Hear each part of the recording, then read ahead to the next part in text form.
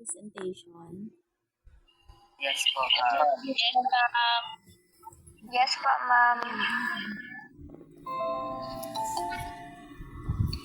Paano ang iba hindi maabili? Next. Magandang hapon sa lahat.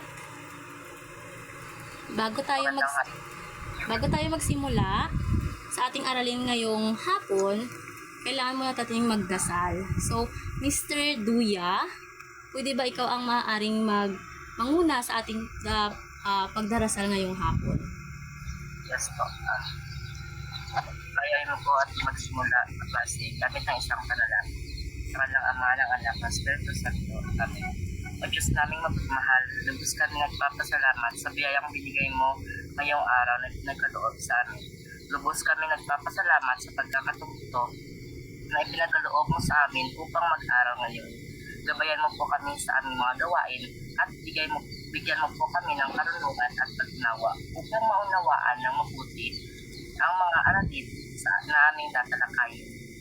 Yun lamang po, Panginoon, ang aming panalangin sa ngalan ng Kristo ng aming Panginoon. Amen. Okay, maraming salamat.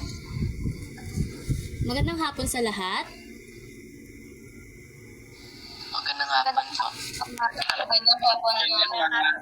Yes. Kumusta naman kayo? Mabuti ba kayo?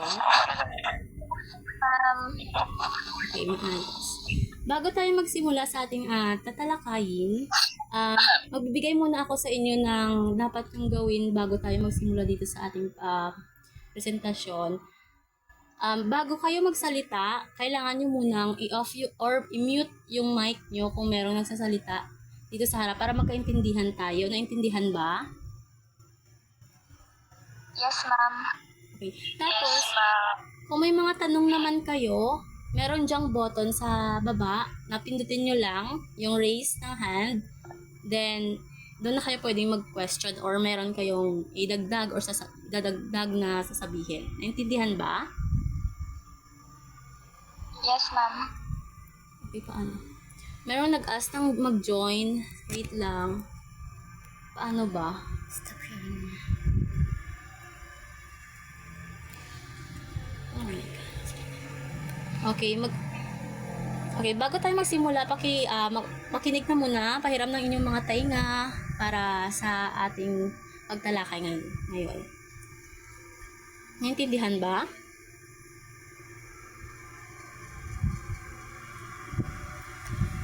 Okay, naintindihan. Nakikita ko naman dito na mayroong mga nag-thumbs up, so ibig sabihin na intindihan. Okay? Ngayon, base sa ating tinalakay noong isang linggo, ano ang ating paksang pinag-aralan? Anyone? Sino si gustong makapag-sabi kung ano yung mga ating pinag-aralan noong nakaraang linggo? Meron dyang raise ng hand, pindutin nyo lang. Anyone?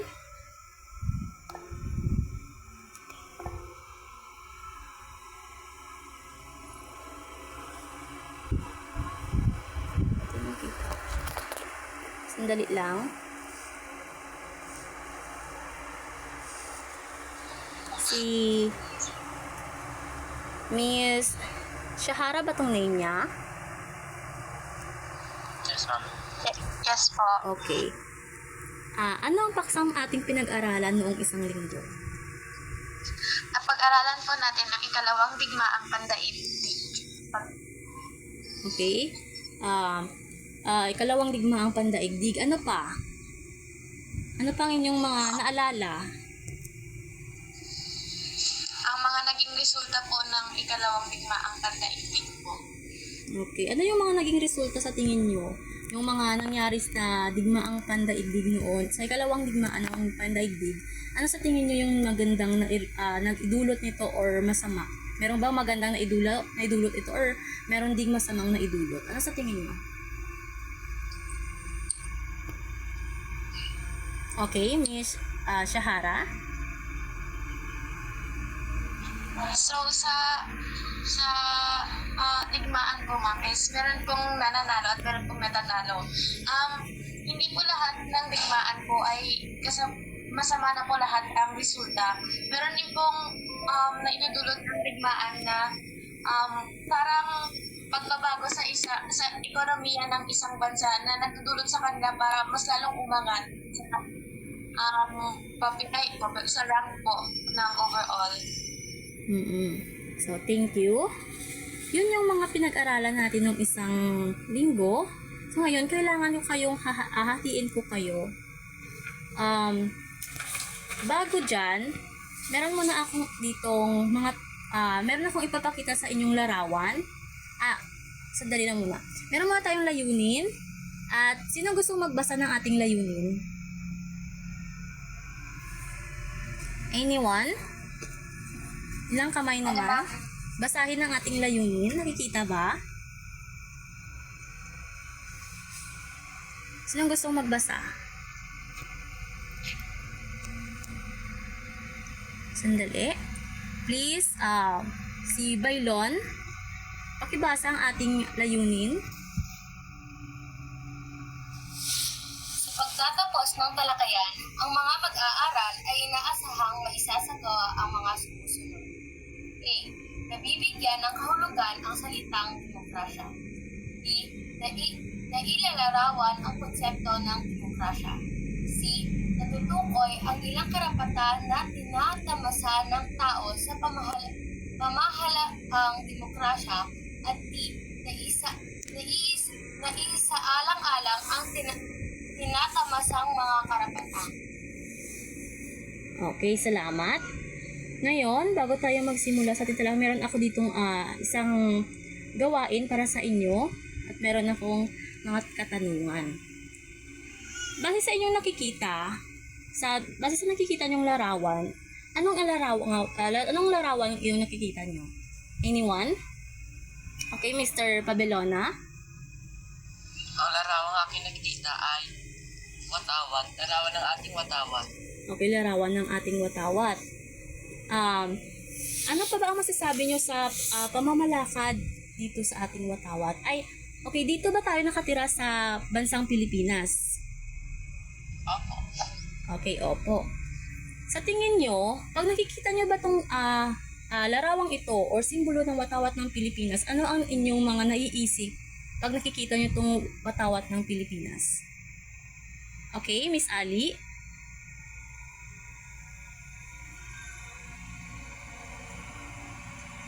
Miss Ali?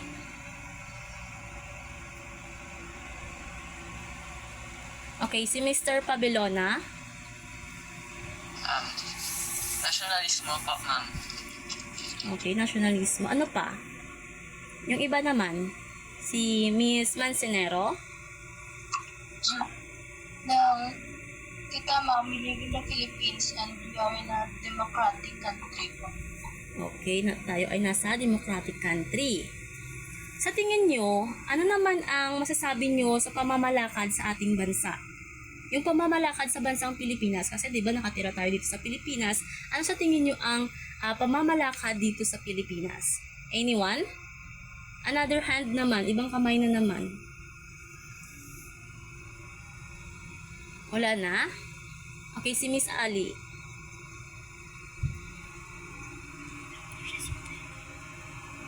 Hello? Mahina daw po yung head ni Ali. Okay. Sino pa yung iba? Maliban kay Mr. Pabelona, meron pa bang iba?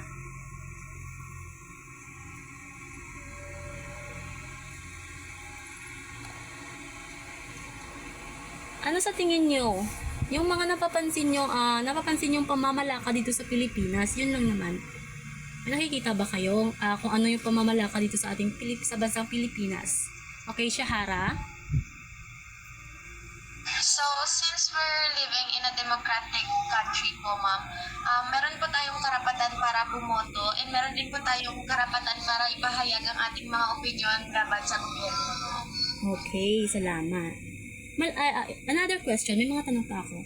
Malaya bang nagagawa ng mga tao ang mga bagay-bagay dito sa Pilipinas or sa ating bansa? Okay, Mr. Pabelona? Malaya ba? Okay, malaya. So, kailan natin nasasabi na yung taong yun ay malaya? Kumbaga, kailan natin masasabi na ikaw ay malaya? malayang tao? Anyone? Okay, Mr. Pabelona. Masasabi mo ikaw ay isang malayang tao kapag nagagawa mo ang iyong karapatang pantao po, ma'am. Okay, magaling.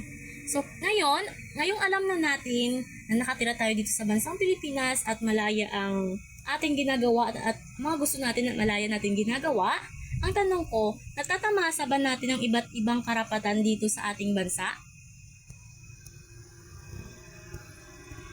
Okay, si Mr. Pabelona pa rin. Mag-answer po ako, ma'am. O sige. Ang tanong, natatamasa ba natin ang iba't ibang karapatan dito sa ating bansa? Opo, ma'am, pero hindi lahat ng tao. Pero hindi lahat naman ng tao, ma'am, natatamasa yung karapatan na para sa kanila po, ma'am. Okay, hindi lahat. Ano pa? Yung iba naman, sa tingin nyo, anong mga opinion nyo? Hindi lahat nakakatamasa ng mga karapatan dito sa Pilipinas at meron din yung iba nang sasabi na natatamasa talaga nila. So, kung tinatamasa, kung kaya tamasa natin ang mga karapatan, ano kayang uri ng pamamalakad sa bansang ito o sa bansang Pilipinas? Ano kayang uri ng pamamalakad yung ginagawa dito sa atin? Demokrasya ba o komunismo? Anyone? Okay, Shahara? Demokrasya po, ma'am. Okay, demokrasya. Sa tingin mo, Shahara, ano ang demokrasya? Sa pagkakaalam ko po, ma'am, sa mga nababasa ko po online, tinawag po tayong democratic country dahil ang mga mamamayan po ng Pilipinas ay may karapatang bumoto para maihalal ang sa tingin nila ay karapat-dapat na mamuno sa kanila. At binigyan din po ng karapatan ang lahat ng tao, although hindi rin po siya nasusunod masyado, pero binibigyan po siya ng gobyerno ng karapatan. Okay. Dito sa bansa natin is makikita natin na lahat tayo ay may karapatan, mga karapatan. Kung ngayong hapon, ay tutukuyin natin kung ang ilang mga karapatan na tinatamasa ng tao sa pamahalaang demokrasya.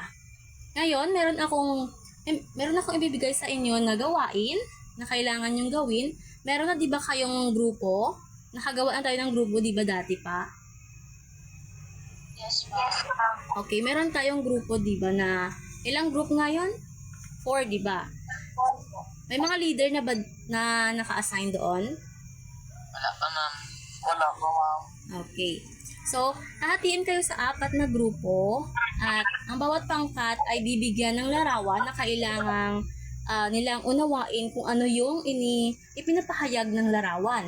Bibigyan kayo ng 5 minuto upang maghanda at 5 minuto naman sa pagpresenta ng inyong mga ginawa. Naintindihan ba? Yes po. Okay. Ito na yung pangkat natin. Meron na ba dito yung mga member or mga kasamahan ng pangkat 1 hanggang 4? Opo. Okay. So, bibigyan kayo ng 5 minuto kung ano yung pagkakaintindi nyo sa larawang yan.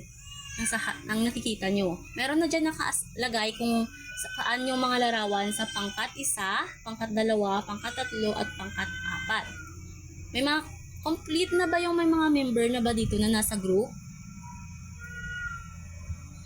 Ma'am, maraming pong asking to join, ma'am. Okay, maraming asking to join. Wait lang ha. Iba ko muna ito para makapasok silang lahat. Nandun yung mga kasamahan yung iba? Yes, ma'am. Okay, wait lang ha. May mga tanong pa ba?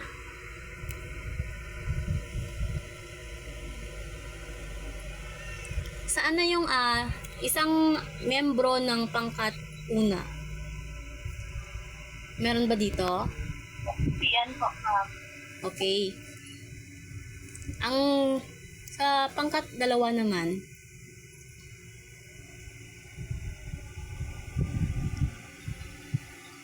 Ako, ma'am, kasi nagpapagpagdira, man. pangkat 3, meron na? po. Pangkat-apat,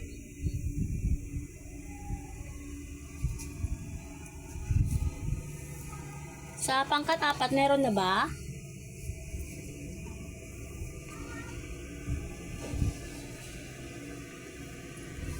Hello? Meron na ba sa pangkat-apat? Yes, ma'am. Yes, ma'am. Present, ma'am. Okay. Ang gagawin nyo, bibigyan ko kayo ng 5 minuto maghanda kung ano yung nakikita nyo sa larawang yan o ano ang ipinapahiwatig ng larawang yan at ano ang dapat isaalang-alang sa mga karapatang naka-assign sa inyo. Naintindihan ba?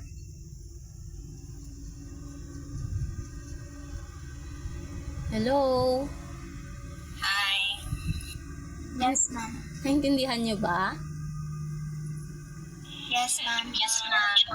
Mabuti. Meron kayong 5 minutes. 2:27 mag-end na tayo at mag-start na sa mag-present sa inyo ng isa-isa. Intindihan ba? Yes, ma'am. Okay.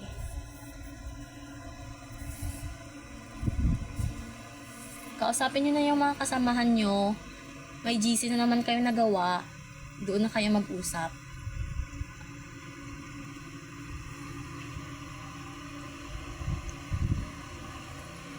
Isulat nyo na lang yung member nyo sa 1/4. Then, ipass nyo sa akin pag nagkita na tayo. Or, i-send nyo na lang sa GC yung mga member nyo. Members nyo. Naintindihan ba? Yes, ma'am. Okay, si Mr. Pabelona, may question? May asking to join daw, ma'am. Asking to join. Pero alam nyo na yung mga picture na na-assign sa inyo? Opo, ma'am. Yes, ma'am.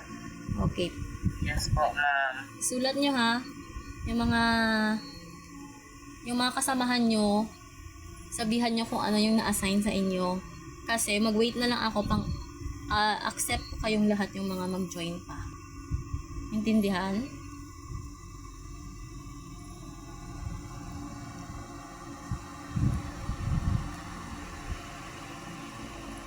Stop sharing ko like. Sa mga bagong pasok, alam niyo ba kung sino yung mga kasamahan nyo?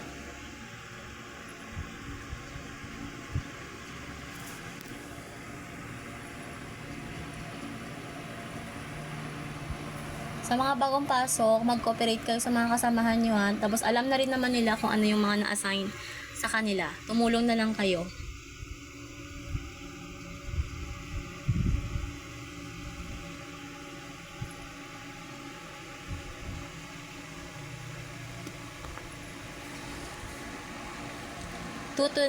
Mag-end tayo ng preparation nyo. Then mag-start na tayo sa pag-uulat nyo.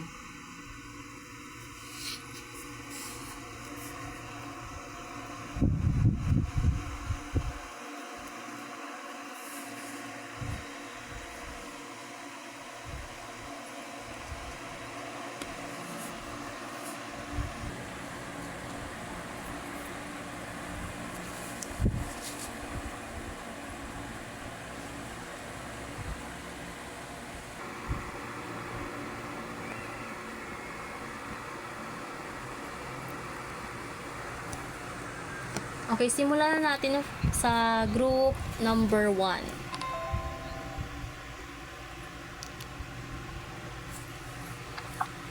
Sino ang sa group number 1? Good afternoon po, ma'am. Okay, sino ang mag-represent?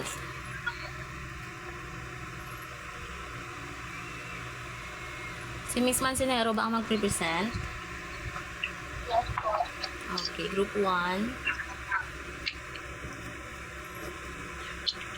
Okay, sige na, simulan na. Okay po. So, karapatan magbigay ng sariling pananaw o opinion. Karapatan sa malayang pagpapayag ng opinion at impormasyon ay tinatawag na freedom of speech. Malaya ang taong magpahayag at maglahad ng kanyang opinyon sa loobin at nararamdaman base sa isang sitwasyon o pangyayari. Ang Pilipinas ay isang demokratikong bansa na tinatawag na may sistemang demokrasya nang ibig sabihin ay sistema ng pamahalaan ng mga mamamayan ang umahawak ng kapangyarihan o sa madaling sabi, ito ay pamamahala ng nakakaraming tao.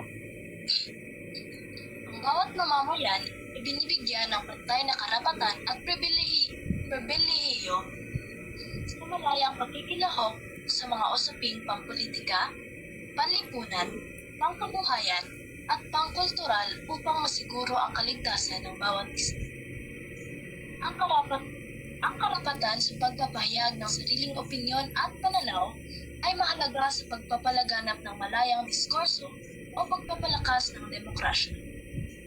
Ito ay isang fundamental na karapatan ng bawat individual na dapat pangalagaan at iginagalang sa lahat ng larangan ng lipunan.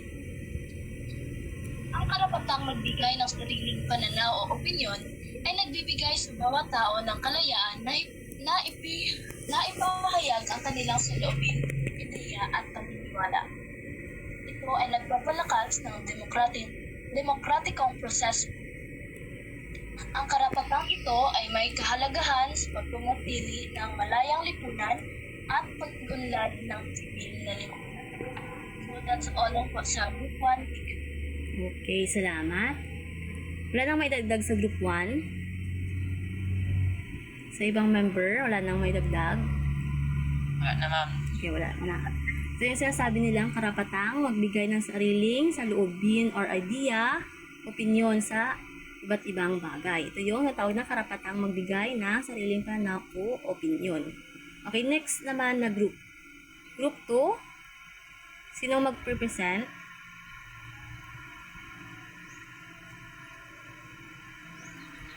Group 2, anong Ang karapatang apelyido muna? duya po, ma'am. Okay, Duya. Ang karapatang bumoto ay isang pangunahing karapatan at responsibilidad ng mga mamamayan sa isang demokratikong lipunan. Nararapat itong igalang at protektahan ng pamahalaan at ng lipunan mismo. Ang mga mahalagang aspeto ng karapatang bumoto ay pangunahing karapatan. Ang karapatang bumoto ay tinuturing na pangunahing karapatan ng mga mamamayan sa maraming bansa. Ito ay nagbibigay sa kanila ng kapangyarihan na makialam at magpahayag ng kanilang opinyon sa pamamagitan ng pagboto sa mga halalan. Pantay-pantay na karapatan ng lahat ng mamamayan anuman ang lahi, kasarian, relihiyon o katuyuan sa lipunan ay may karapatan na bumoto nang hindi kinikilala ang anumang anyo ng diskriminasyon. Demokratikong proseso. Ang pagboto ay isang mahalagang bahagi ng demokrasya. Ito ay nagbibigay ng kapangyarihan sa mamamayan na pumili ng kanilang mga pinuno at magtakda ng mga patakaran at batas na nakakaapekto sa kanilang buhay. Magpapahalaga sa opinyon sa pamamagitan ng pagboto, pinapahayag ng mga mamamayan ang kanilang mga opinyon at mga pangangailangan. Ito ay isang paraan ng pagpapahalaga sa kanilang mga ideya at prinsipyo. At ang panghuli ay pagkapiling sa demokrasya. Ang pagboto ay isang pagpapakita ng suporta sa prinsipyo ng demokrasya. Ito ay nagpapakita ng pagkilala sa halaga ng malayang pagpili at partisipasyon ng mamamayan sa pangpolitikong proseso. Yun lamang po, maraming salamat. Okay, thank you. Yun yung karapatang bumoto. Lahat tayo ay may karapatang bumoto. Okay? Next is Group 3. Sinong mag-represent? Pangalan. Ano? Pangalan po. Pangalan. Okay. Simulan na. Mamang medyo mo. Naririnig ka naman.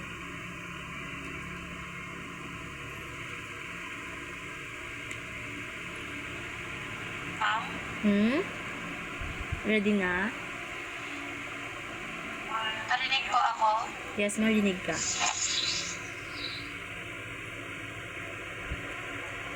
Okay po.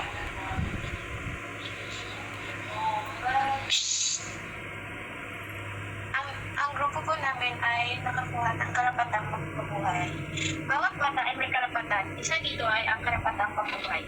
Ang isang ina, mahirap man o mayaman, ay dapat isaalang-alang ang kapakanan ng kanyang unborn child dahil may buhay din ito.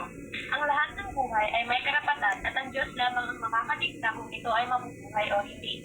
Binigyan ng gobyerno ang mga nanay o pamilya ng cash assistance para mapaginawa man lang ng kaunti ang mga buhay nila.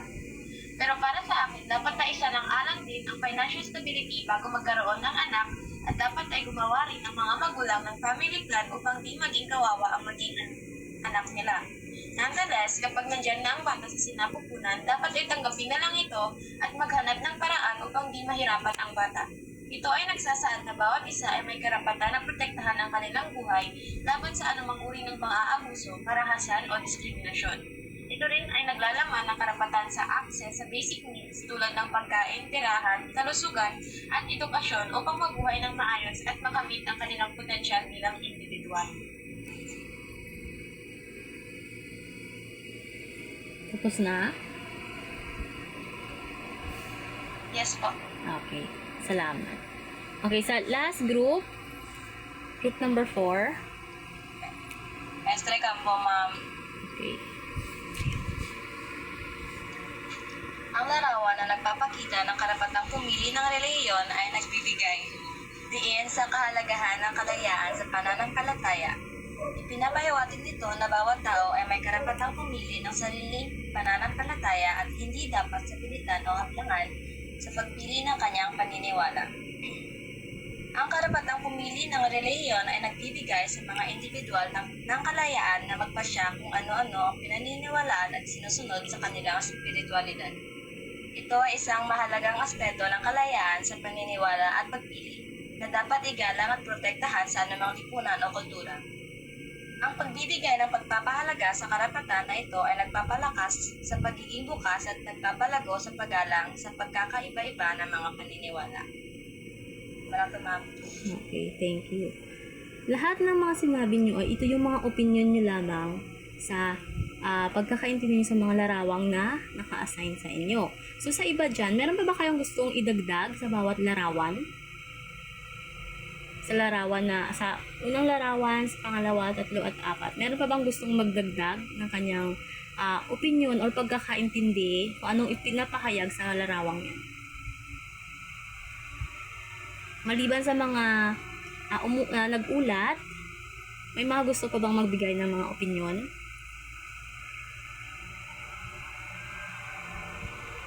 Sa ibang grupo, wala na? Wala ma'am. Okay, wala na. Lahat namang sinabi nyo ay tama. Okay, dito sa larawang ito, sa karapatang magbigay ng sariling pananaw. Ito ay ang isa sa mga karapatang ginagamit or ginagawa ng isang tao or taglay sa tao. Naintindihan ba? Naintindihan ba? Yes ma'am. Opo ma'am. Yes ma'am. Yes ma'am. Okay, naintindihan. Dapat bang taglayin ng isang tao ang karapatang ito? Ano sa tingin nyo? Opo. Opo. O bakit? Sinong gusto magsalita?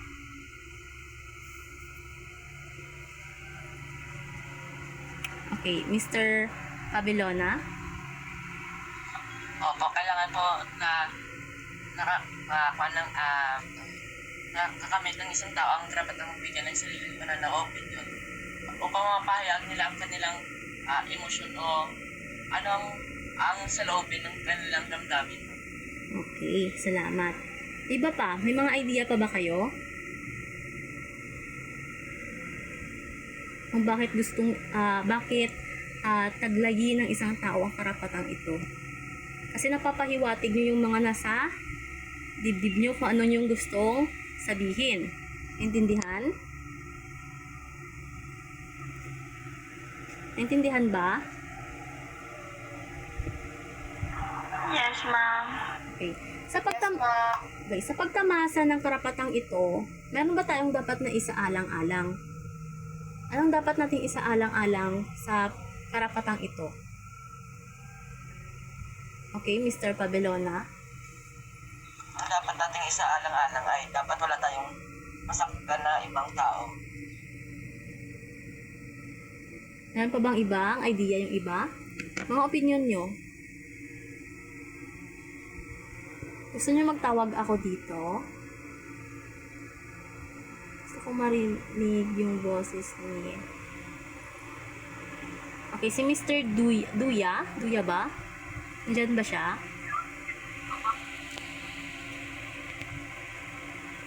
Nandyan ba si Mr. Duya? Yes, ma'am. Okay, ano sa tingin mo ang dapat na isaalang-alang sa karapatang ito?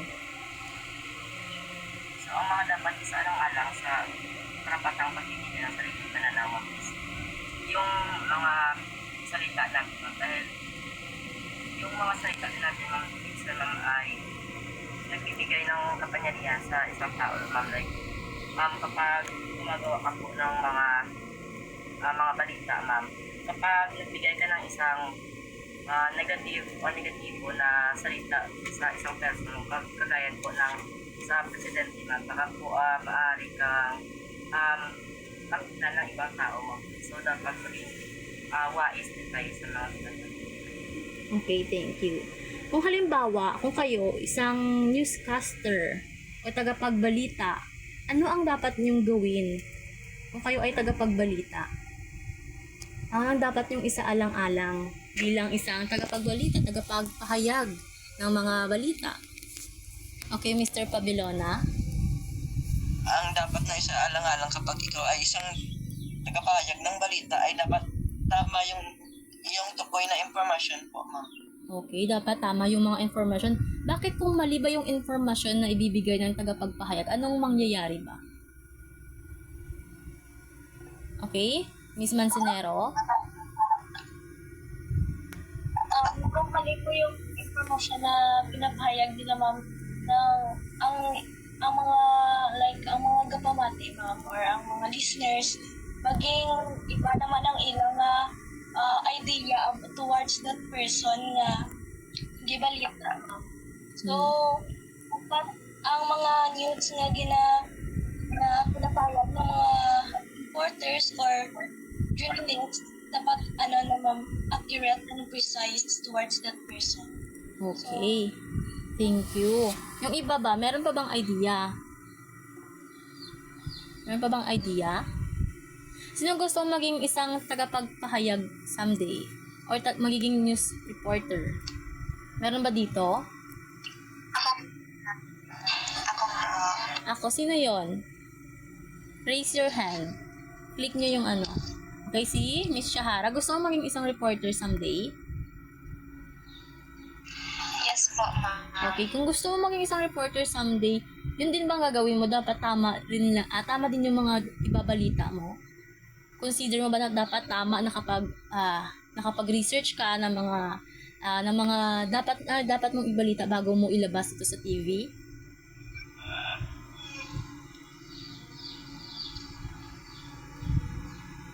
Si Miss Shahara.